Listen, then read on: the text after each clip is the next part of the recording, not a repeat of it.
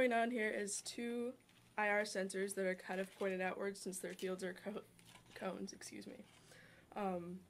that are basically controlling the velocity patch for the patches on reason. The velocity is not mapped to, we were going to do velocity and map it to amplitude. Right.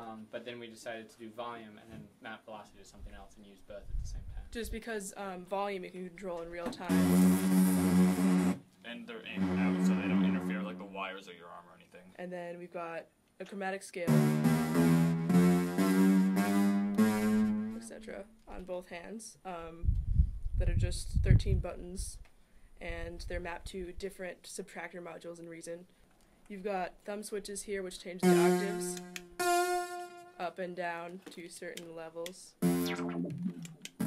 So you can kind of play around with things while you're playing in real time. There's a 2-axis accelerometer in here, sensing movement in the X and Y direction. And then they're changing various parameters in the Reason patches.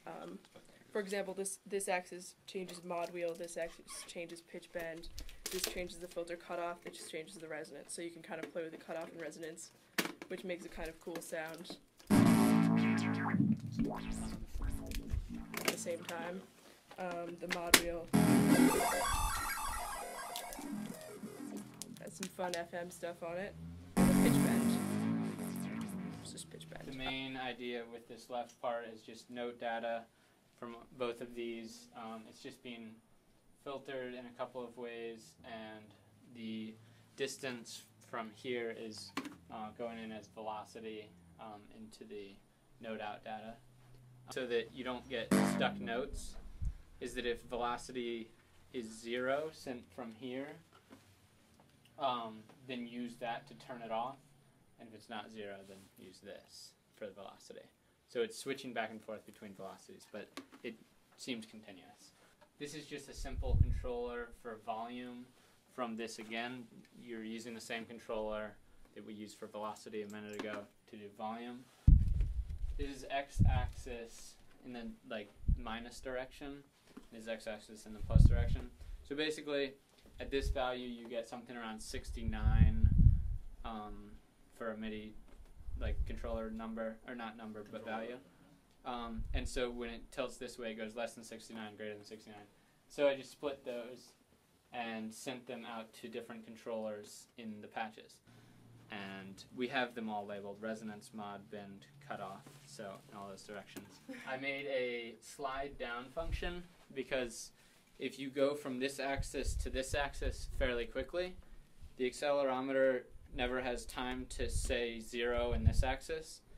And so I made a function that will slowly bring it back to 0. So it actually, with pitch bend, you can sort of hear it in some patches. It would normally get stuck. Over, so if you go to the other side of 69, it triggers a routine that says bring that controller value down. Right, whatever it's at now, because otherwise it'd be stuck there. Bring it down, or in case of cutoff, which we wanted as 127 here, bring it up. Right. We have accelerometer values greater than what tilt could ever do, like bangs, sent out as another controller.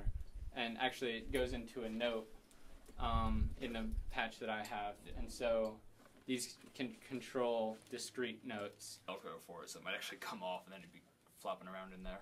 Velcro was a really good idea though, because we can change the directions if we want. And this is the